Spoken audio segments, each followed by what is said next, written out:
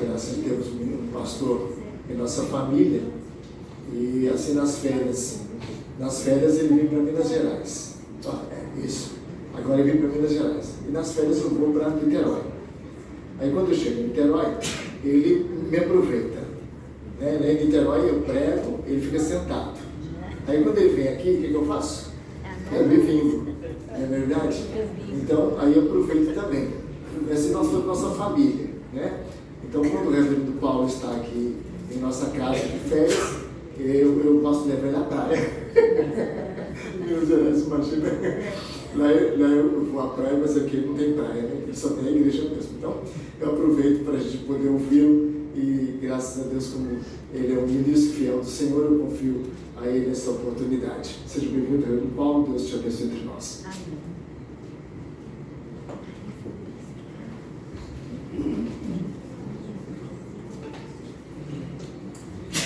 Meus irmãos queridos, bom dia. É um prazer revê-los. Um prazer também, segundo a graça do bom Deus, estar no dia do Senhor com os irmãos adorando a Deus neste domingo pela manhã.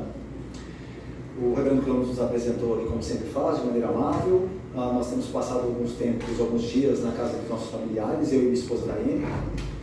Nós estivemos em Espera Feliz há um tempo atrás, onde a família de Daiane mora. E nós chegamos aqui na última quinta-feira agora e devemos entrar a semana até na próxima sexta. Nós voltamos para Niterói, onde nós também vamos celebrar, se Deus quiser, a vida de um dos nossos irmãos presbíteros que farão um culto de ação de graças a Deus ali. Nós teremos um abraço da Igreja Presbiteriana de Caraí, igreja que Deus nos dá o prazer de pastorear já há 6 anos. Esse é o nosso 7º ano, se Deus quiser, se Deus nos permitir. E eu peço aos irmãos que orem pela nossa igreja lá.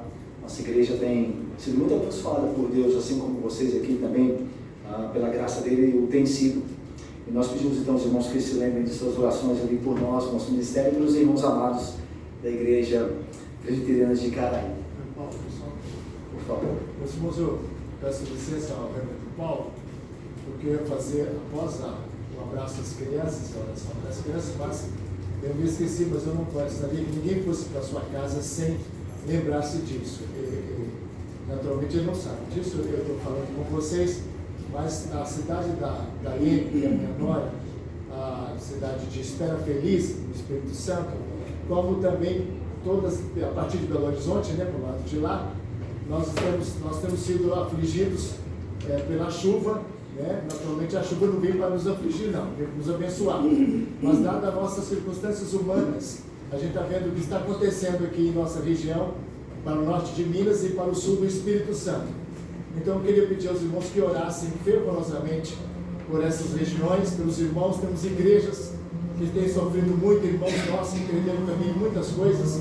Então eu peço aos irmãos que orem, né, pela família da Daiane, que foi bem afetada nessa circunstância da chuva, e também por todos os irmãos nossos naquelas regiões ali. Eu ia fazer isso, Paulo, durante a oração para as crianças, mas então eu reitero e peço aos irmãos que orem, intercedam e participem, né, dos clamores de chamar. Parece que a nossa igreja vai ser chamada também para poder ajudar, e a gente vai oferecer informações mais detalhadas à noite e pelo Zap durante essa semana, nós vamos estar conscientizando os irmãos para participarem, para ajudar os irmãos flagelados nessas circunstâncias. Muito obrigado, Adriano. Perfeito, vamos esclarecer algumas coisas também importantes, né? Quando nós lamentamos estas situações, né, em termos de chuva e de perdas, mas quando chega perto da gente, a gente lamenta mais, né? É natural. Nós sentimos quando pessoas que nós não conhecemos sofrem essas coisas, mas quando pessoas que fazem parte do nosso grupo de relacionamento sofrem, nós sentimos mais. O que é natural.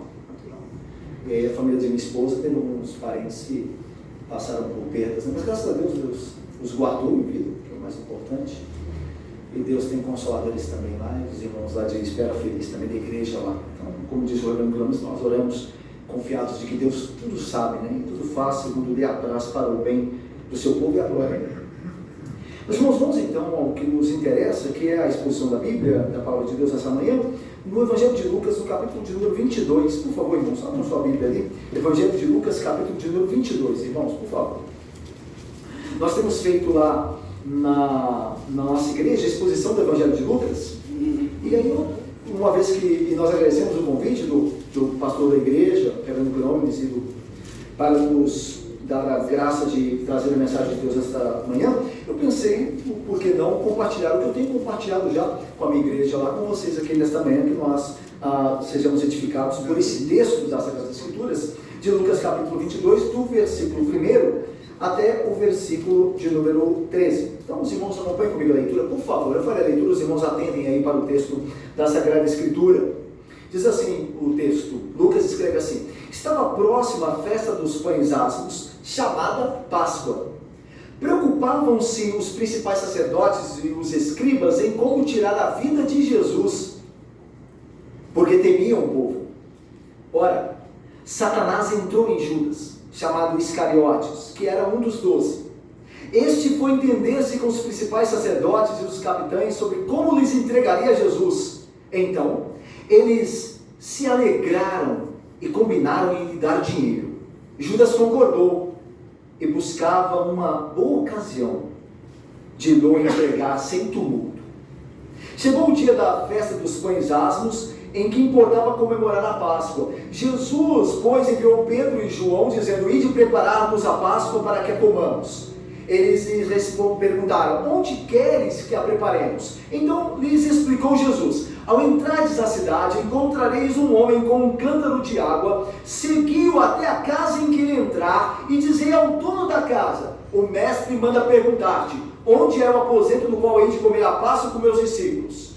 Ele vos mostrará um espaçoso cenáculo mobiliado, ali fazer os preparativos. E indo, João e Pedro, tudo encontraram como Jesus, e disseram, e prepararam a Páscoa. Vamos orar mais uma vez?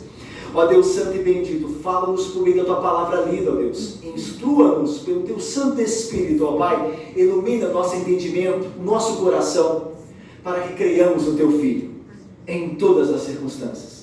Em nome dele nós oramos, com perdão dos pecados. Amém. Meus irmãos, nós estamos aqui diante do texto de Lucas que narra os últimos dias de Cristo Jesus antes que ele entregasse a sua vida pelo seu povo. Jesus Cristo está em Jerusalém, é a última semana dele.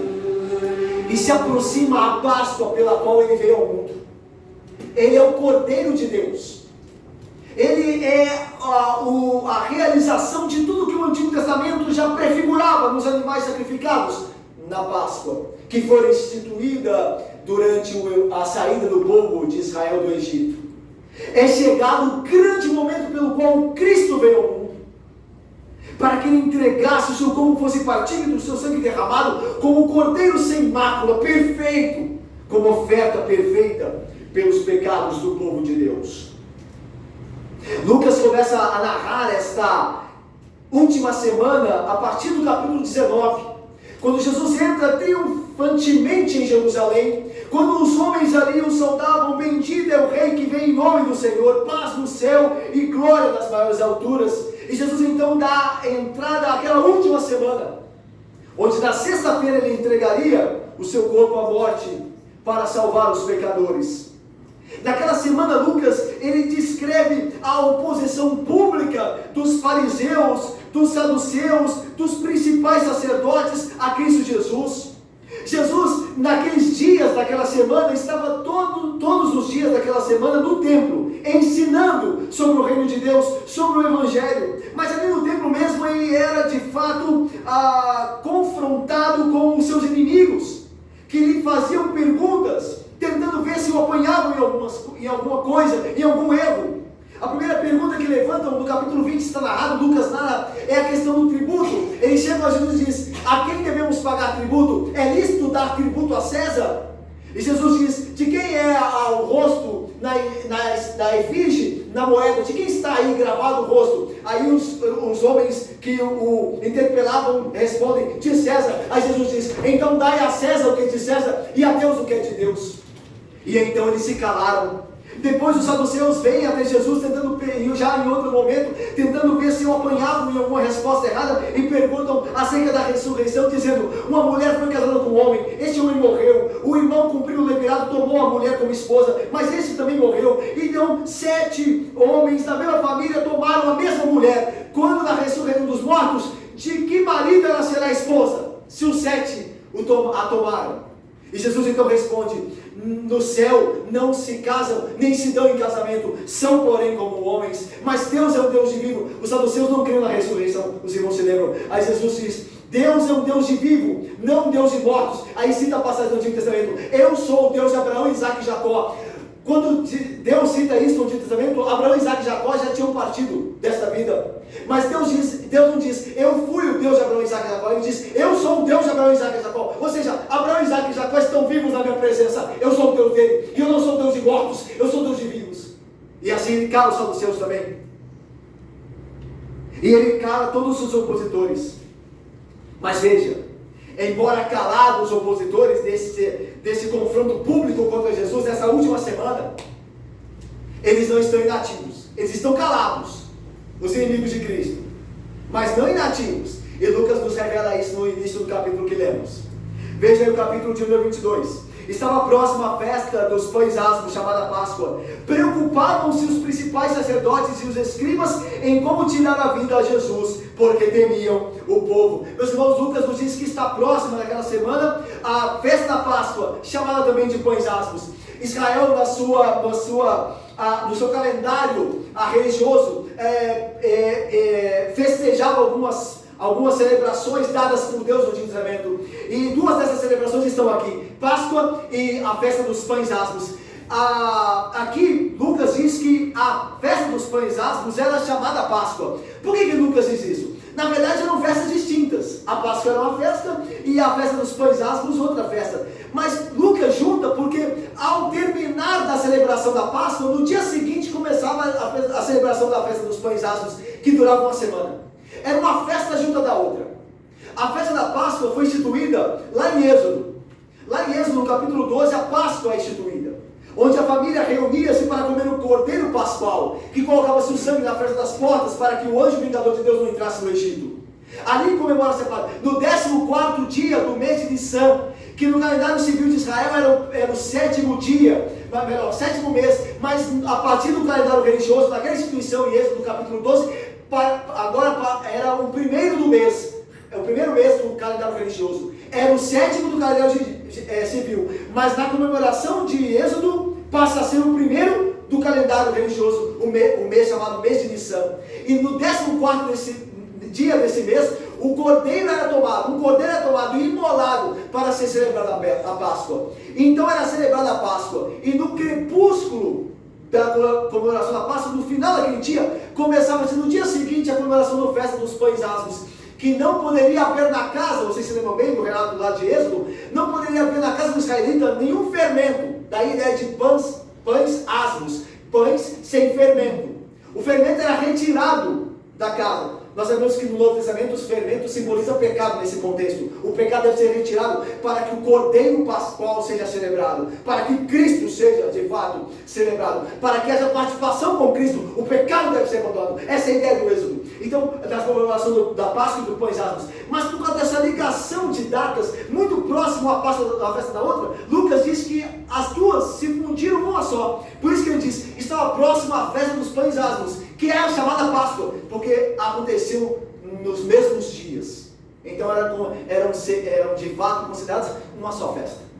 Agora veja comigo: estava próximo à festa da Páscoa, dos pães asmos, chamada Páscoa. Veja o versículo 2, acompanhe comigo na Bíblia. Preocupavam-se os principais sacerdotes e os escribas em como tirar a vida de Jesus, porque temiam o povo. Meus irmãos, os mestres da lei, como nós dissemos, depois do confronto público com Jesus Cristo, não ficaram ociosos, abandonaram o conflito das palavras, mas ao mesmo tempo se preparavam para ver como tirariam a vida de Cristo Jesus. No Evangelho de Mateus, o que Lucas não nos informa aqui, mas Mateus nos informa, acrescentando ao texto o nosso entendimento da história, Mateus nos informa que eles se reuniram naquela semana, os principais sacerdotes, para decidir como tirariam a vida de Jesus. Mateus diz no capítulo 26, então os principais sacerdotes e os anciãos do povo se reuniram no palácio do sumo sacerdote, chamado Caifás, e deliberaram prender Jesus à traição e matá-lo. Mas diziam: não durante a festa da Páscoa dos pães asmos, não durante a festa, antes dela, para que não haja tumulto entre o povo. Mateus reafirma o que Lucas diz aqui. Ele diz a mesma coisa. Eles tramavam naquela semana como tirariam a vida de Cristo, mas eles tinham que fazer isso de forma o máximo possível sigilosa, porque eles temiam o povo que até então estava exaltando Cristo. Lembra-se quando Jesus entra em Jerusalém? A entrada dele é triunfante, é triunfal.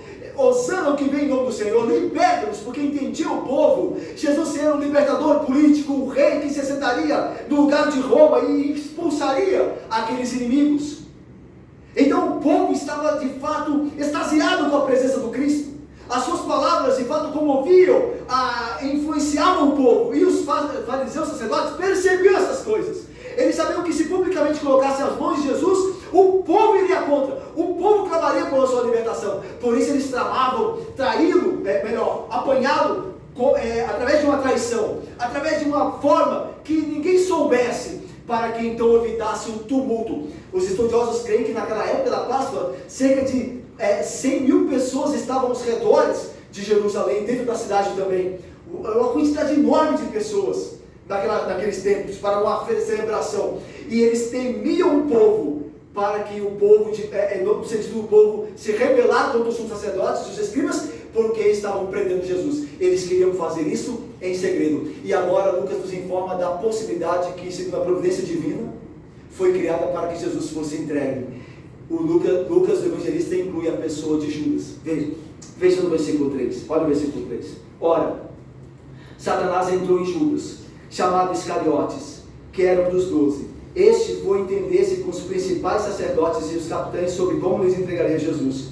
Então eles se alegraram e combinaram em lhe dar dinheiro. Judas concordou e buscava uma boa ocasião de lhe entregar sem tumulto. Meus irmãos, o problema dos sacerdotes e dos escribas e dos anciãos principais, exposto por Lucas no versículos de número 1 e 2, é resolvido nos versículos 3 e 6.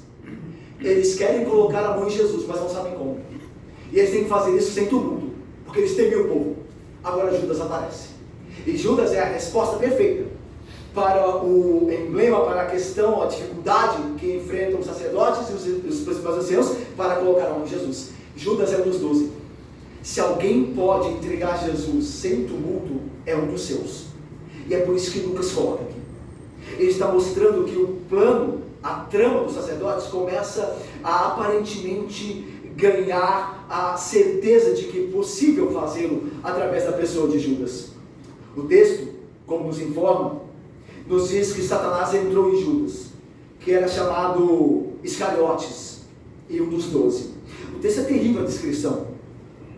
Judas era chamado de Iscariotes porque Isqueirote é o que nós encontramos no original, né? Isqueirote, na nossa tradução, Iscariotes.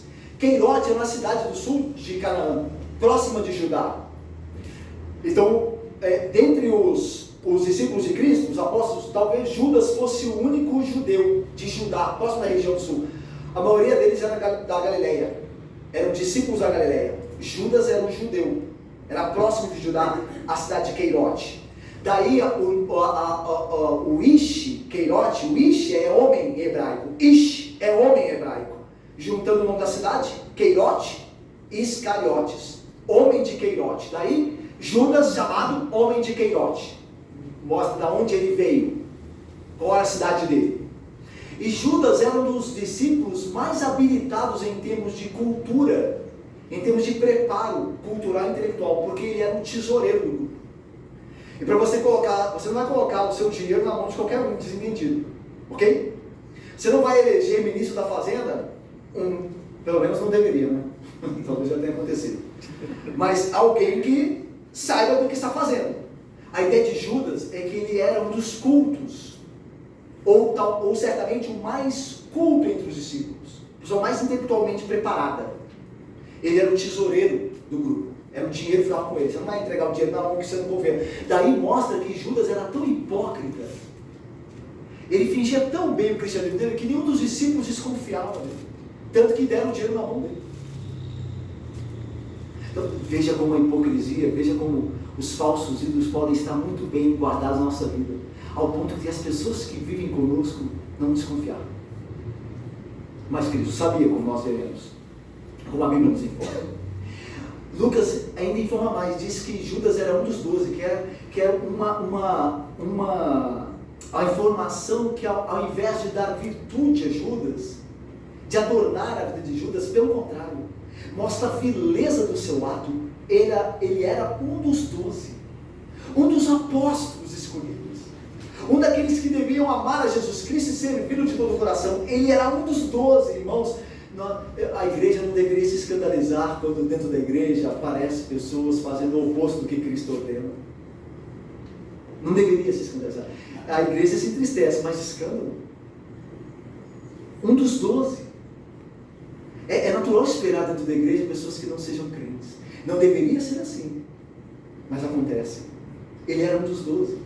E a Bíblia diz que Satanás entrou nele. Meus irmãos, em nenhum lugar da Bíblia Satanás entrou em alguém senão em Judas. Não tem um lugar da Bíblia que Satanás entre em uma pessoa. Demônios enviados por Satanás tomaram os homens e os possuíram. Daí os processos da história da Bíblia. E precisamente entre os evangelhos, que acontecem muitas possessões demoníacas. Mas Satanás entrar em alguém, o único lugar é aqui.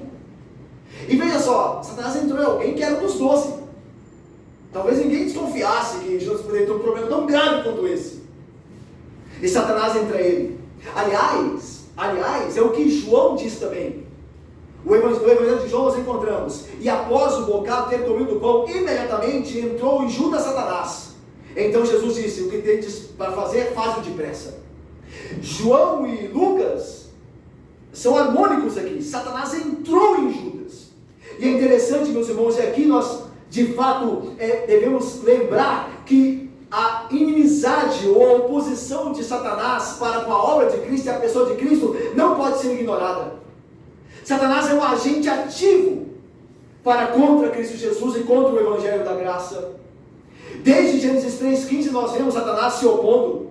Quando Deus diz a Adão e a Eva e a serpente: porém inimizade entre ti, serpente, e a mulher, entre o diabo e a mulher, entre a tua descendência e o seu descendente, este te ferirá a cabeça. Ou seja, o descendente da mulher, que é o Cristo, te ferirá a cabeça, e tu lhe ferirás o calcanhar. A ideia é, enquanto o Cristo golpeia Satanás, ele é golpeado por Satanás. É o que está acontecendo aqui. Satanás toma Judas para ferir a Cristo, e na cruz Cristo vai esmagar o Satanás. Mas a ideia é de golpe contra golpe, por causa da oposição já desde o início, desde o Éden. Satanás se opõe, ele não pode ser ignorado. Algumas pessoas que, o nosso problema, irmãos, uma vez que nós não somos pentecostais, que dão ênfase exacerbada, exagerada a esses aspectos, o nosso problema é esquecer desses aspectos.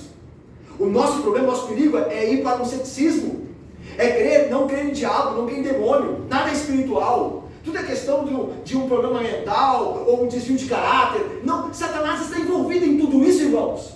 Ele é um agente ativo. A Bíblia diz: sede sóbrios, vigilantes. O diabo, vosso adversário, anda em derredor de vós como um leão que ruge procurando alguém devorar. Satanás tentou Jesus Cristo muitas vezes, como nos tenta, uma vez que somos ligados a Cristo. Aliás, o problema de Satanás não é conosco, é com Cristo. Satanás não vai oportunar ninguém que não seja ligado a Cristo, porque o problema de Satanás é com Cristo. Ele é o adversário de Cristo. E qualquer um que estiver ligado a Cristo será inimigo dele. Ou seja, se alguém quer viver livre das tentações de Satanás, das opressões de Satanás, é só não ligar-se a Cristo. Mas uma vez que nós nos ligamos a Cristo, então Satanás se torna um inimigo. Satanás estava envolvido nisso. Agora vem a questão: então Judas é inocente? Era inocente? Satanás é o culpado. Mande-o para o inferno. Coitado de Judas, alguém nas mãos do diabo. O que poderia Judas fazer? Era uma marionete do destino, da providência, da soberania. Não tem culpa. Foi empurrado para lá. Não. De forma alguma. Judas consentiu com o desejo e o intento de Satanás. Ele é responsável.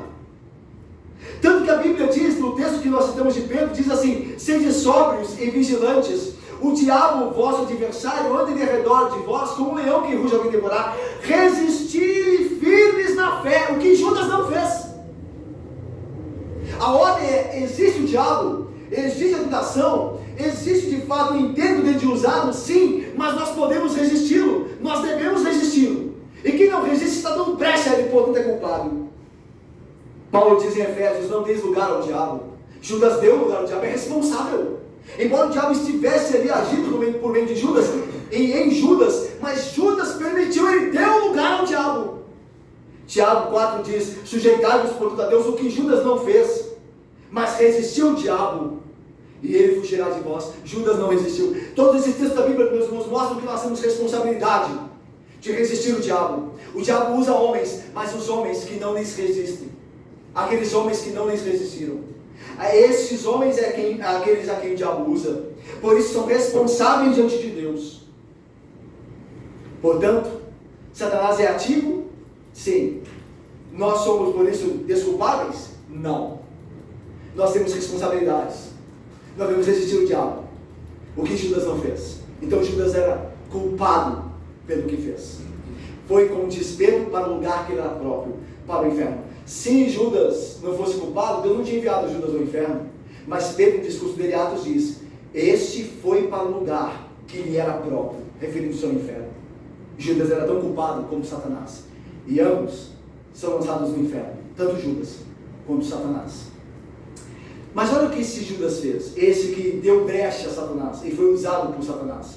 Veja o versículo 4. Este foi entender-se com os principais sacerdotes e os capitães sobre como lhes entregaria a Jesus. Os principais sacerdotes nós já conhecemos, aqueles que serviam no templo. Mas os capitães, quem eram os capitães? Os capitães eram os guardas do templo, retirados dentre os levitas. Eram levitas selecionados que guardavam o templo, eram responsáveis pelas coisas do templo. Daí a ideia de guardas, que aqui traduzindo a nossa tradução é capitães. Então, veja só, Judas foi entender-se com os pastores da época e com os cantores ou os servos do templo, os diáconos, os levitas. Não dá para duvidar mais de nada, né, irmãos? Não dá para nós chegarmos numa igreja e achar que só porque é igreja, só porque tem um pastor ali, um diácono, está tudo bem. Porque aqui nós vemos a traição, incluindo pastores e diáconos e cantores. Nós vimos aqui, eles foram se acertar como entregariam a Jesus. E aí só porque é pastor, só porque é cantor, gosta, e nós abrimos as barreiras, as cercas e deixamos entrar. Não, de forma alguma. Ser pastor, ser diácono, ser presbítero, ser membro da igreja, participar do ministério de cânticos da igreja, isso não livra ninguém das mãos do diabo.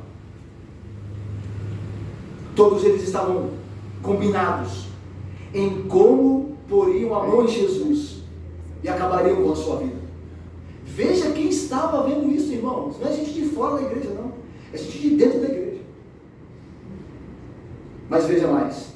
Então, quando Judas foi ter com eles, eles se alegraram. Eles se alegraram em matar Jesus, com um plano. Os pastores lá se alegraram em como acabariam com Jesus. E combinaram em dar dinheiro. Lucas não diz a quantia, né? Mas nós temos a informação da quantia por Mateus: 30 moedas de prata. O preço de um escravo, o menor preço que se pagaria por alguém. Um escravo era comprado por 30 moedas de prata.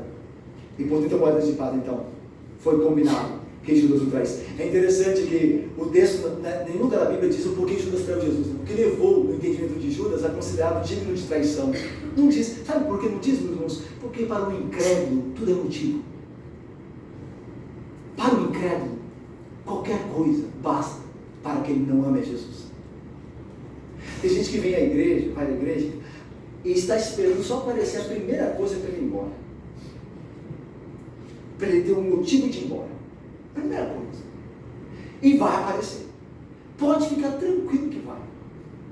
Alguém na igreja vai falhar com você. O pastor não vai se lembrar de você pelo esquecimento dele, é limitado. Os que vêm à igreja e esperam um motivo só para sair, terão motivo. Pode ter certeza. Porque para o incrédulo, qualquer motivo basta.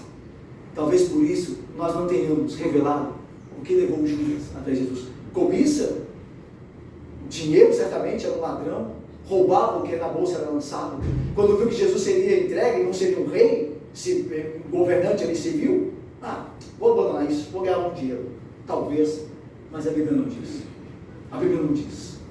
Veja mais, versículo 6. Judas concordou com o combinado, com o preço. e buscavam uma boa ocasião de lhe entregar sem tumulto. Irmão, se alguém poderia entregar Jesus sem tumulto, alguém seria propriamente a pessoa indicada, um dos 12.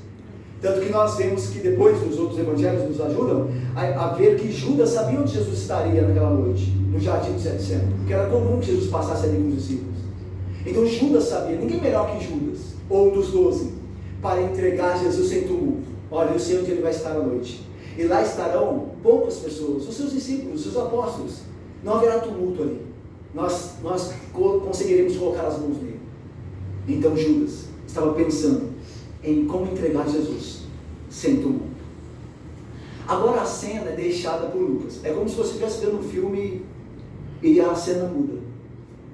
Nós vimos a cena da tramóia, lá do acerto de Judas. Agora a cena se volta para Jesus e os seus discípulos. E veja o que diz o texto.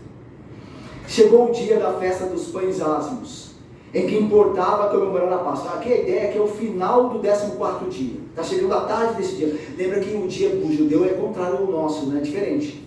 O nosso dia tem 24 horas, certo? O do judeu, o dia termina às 5 da tarde. O do judeu chegou às 5 da tarde, termina o dia, começa outro dia. Então a ideia é de que estava no 14º dia, no crepúsculo, está chegando a hora da festa. No 15º é comemorar a Páscoa. Então o dia está acabando. Então, essa é a ideia de Lucas. Está chegando a hora da Páscoa, tem que preparar as coisas. Então veja aí. Chegou o dia da festa dos pães ázimos, em que importava comemorar a Páscoa. Jesus, pois, enviou Pedro e João, dizendo: ide preparar-nos a Páscoa para que comamos. A Páscoa tinha que ser preparada. Tinha que ter um local, como nós vamos ver, o cenáculo, o salão de festas.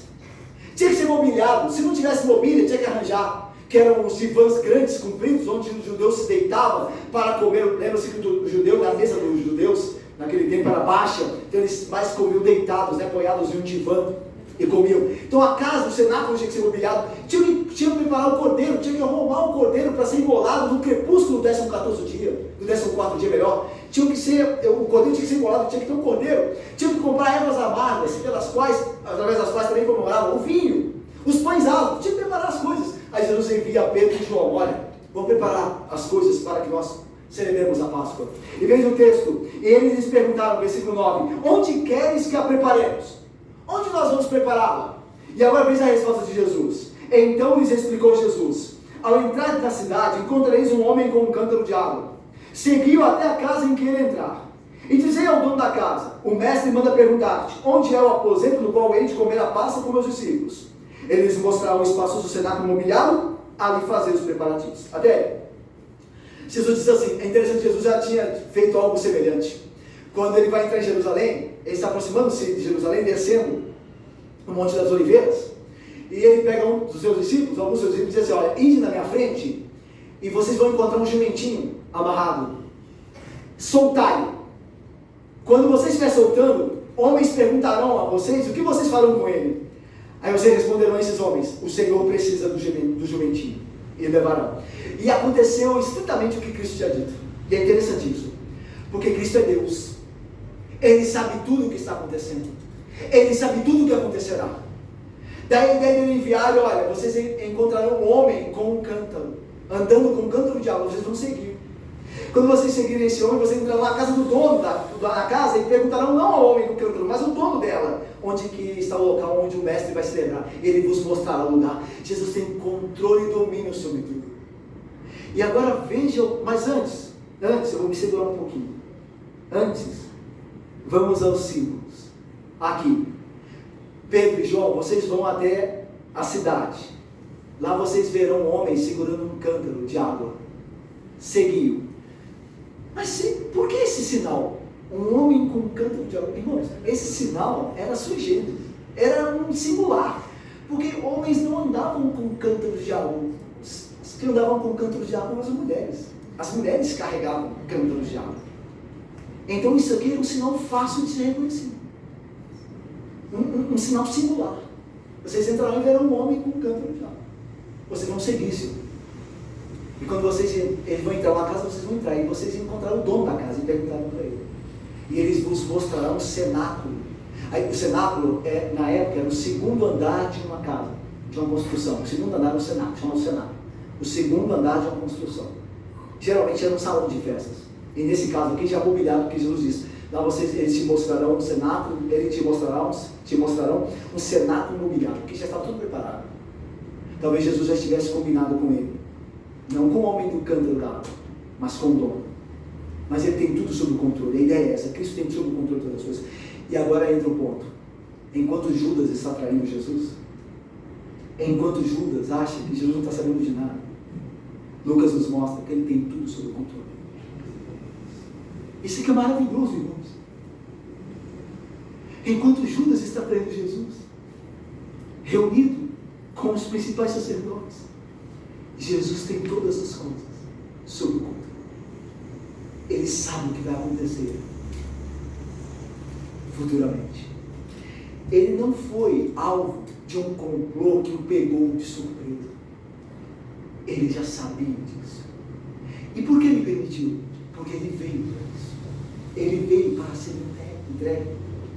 Quando os homens colocam a mão dele no jardim de Getsemane, Pedro tira a espada e tenta ferir, e consegue ferir o servo mau com a corte da orelha. Jesus diz, guarda a espada. Você pensa, Pedro, que essas coisas não estão sob o meu controle? Se eu quisesse, eu pediria ao meu Pai que enviasse uma legião de anjos, ele destruiria todos esses homens. Eu tenho, Pedro, tudo sob o controle. Guarda a espada, porque os que abrem, o que usam da espada, a espada perecerá. Guarda a espada. E Pedro guardou a espada. Ele não jogou fora a espada, ele guardou a espada. Essa é uma questão importante nessa questão do desarmamento, né? Jesus não disse, joga fora a espada. Onde eu te vi um discípulo com espada? Guarda a espada, você está usando a hora errada. Guarda ela. E Pedro guardou. Mas Jesus tinha tudo sob o seu controle. Isso aqui é maravilhoso. Nada está acontecendo fora do plano dele. Olha o que Lucas vai dizer no final do versículo, final desse trecho que nós lemos. Versículo 13. E indo, o relato de Lucas, e indo, tudo encontraram, porque Jesus tem tudo sob controle. Tudo encontraram como Jesus lhes dissera, e prepararam a Páscoa. Meus irmãos, o que esse texto nos ensina? O que isso tem a ver conosco? Isso aconteceu há muito tempo atrás. O que isso tem a ver comigo e com você? Quais lições nós podemos tirar desse texto? O que ele pode nos ajudar a ter uma vida mais consagrada, consciente da nossa comunhão com Deus e da nossa resistência ao diabo, ao pecado e ao mundo? Vamos lá. Primeiro, esse texto nos ensina, irmãos, que estar no meio do grupo dos crentes não faz de ninguém um verdadeiro cristão. A primeira coisa que nós devemos saber acerca do que nos foi dito nesse texto, o princípio retirado dele é que estar na igreja não significa ser cristão. É por isso que surgem os escândalos, porque nós pensamos que estar na igreja é ser cristão, mas não, e por isso nós nos escandalizamos tanto, quando não deveríamos. Judas era um dos 12, e era diabo, Satanás entrou nele. Que cada um de nós, então, examine a si mesmo. É interessante que nós temos a inclinação de examinar os outros, mas não a nós mesmos. Na Santa Ceia nós falaremos, segundo o que Deus nos deu através de seu Filho, a instituição. Examine-se o homem, não o seu irmão, mas a si mesmo. Examine-se a si mesmo, homem. Lembra da hora da Santa Ceia que Jesus diz assim, olha, um de vós me trairá. Lembra o que os discípulos fizeram? Eles não ficaram acusando uns aos outros. Eles começaram a ver se eles eram os traidores. Lembra do que João vai dizer? João vai reclinar a cabeça no ombro direito e vai dizer, por acaso sou eu? A ideia é, eu tenho tudo para ser um traidor. Sou eu. Eu sei que o Senhor sabe amanhã. Eu vou lhe trair amanhã, porque eu sei que eu posso. Eu sei que eu posso. Sou eu. Cada um examine a si mesmo. Meu irmão, pare de caçar Judas. E caça o Judas que pode estar em você. Ore para você. Pare de orar. Os outros Deus julgará. Deus não permitirá que nenhum Judas fique na igreja dele. Deixe que Deus cuide dos outros. Cuida de ti mesmo e da doutrina. Cuida de você nesse sentido. Examine-se o homem a si mesmo. Porque estar na igreja não significa ser cristão. Há um abismo enorme entre as duas coisas. Segundo, os que dão lugar ao diabo serão por eles tomados.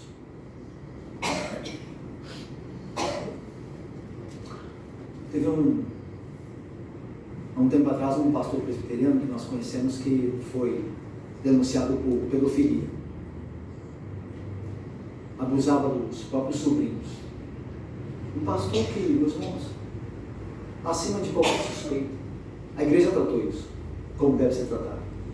Mas alguém acima de qualquer suspeita. Mas certamente algo ele fez que nós podemos fazer se nós não vigiarmos. E deu lugar ao diabo.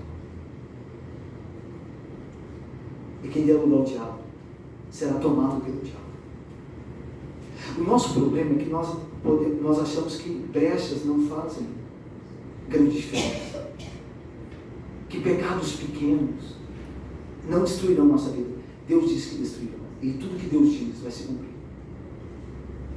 Não deis lugar ao diabo.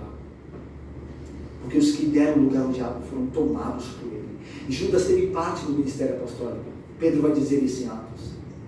Mas o diabo o tomou completamente. Ele teve parte no ministério apostólico.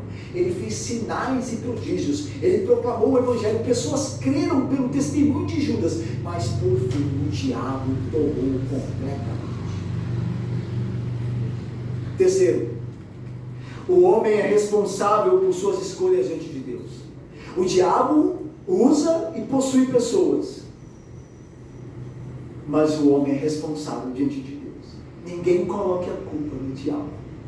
Cada um dará conta de si mesmo. Nós somos responsáveis. São duas verdades que a Bíblia proclama e elas andam paralelamente. A soberania divina, os seus propósitos, a sua providência e a responsabilidade humana. E isso, meus irmãos, nós cremos nessas coisas perfeitamente. Nós somos responsáveis diante de Deus, como Judas o foi. Quarto, Jesus Cristo tem todo o controle de todos os acontecimentos. Essa é uma doutrina tão consoladora, tão consoladora.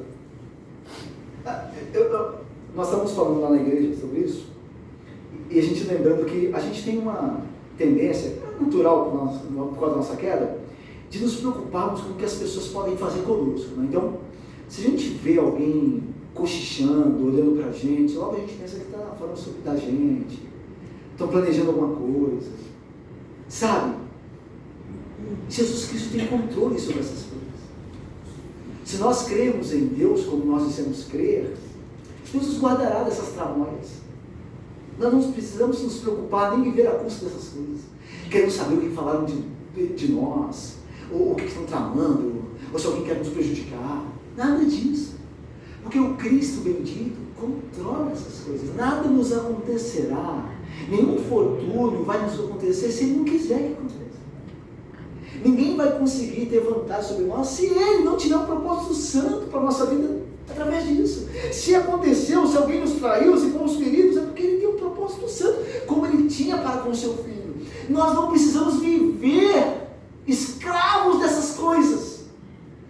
Nós precisamos ter uma preocupação só, em viver na graça de Cristo Jesus, segundo a vontade de Deus, o agradando em todas as coisas. Essa é a nossa única preocupação.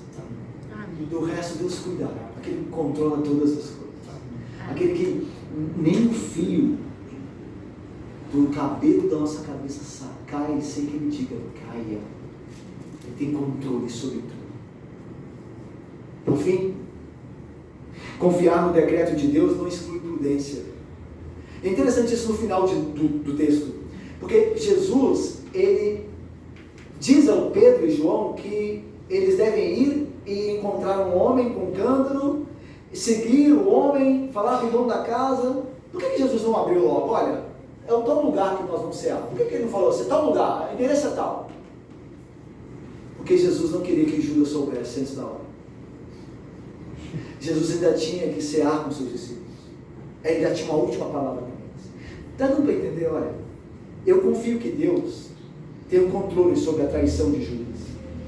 Mas não é por isso que eu vou deixar de ser prudente. Eu confio que Deus tem controle sobre todas as coisas, mas não quer dizer que eu não tenho essas responsabilidades, que eu não tenho que ficar atento. Eu sei que se tem alguém querendo me prejudicar, eu tenho que tomar cuidado com essa pessoa. Não é porque Deus está no controle, aconteça o que acontecer. Não, eu tomo cuidado no relacionamento, ser simples como uma pomba, prudente como uma serpente. Mas se por fim ele conseguir prejudicar, Deus sabe todas as coisas. Deus tem um plano nisso. Mas eu não vou deixar a prudência com Deus.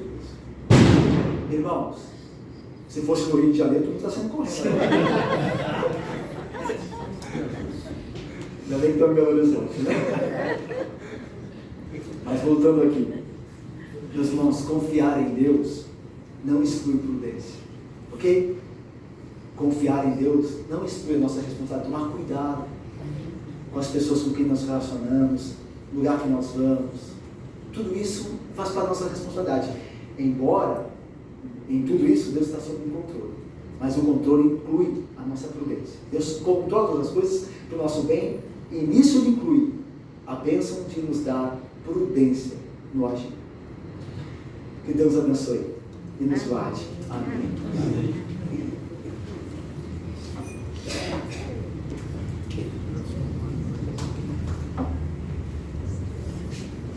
Meus irmãos, nós temos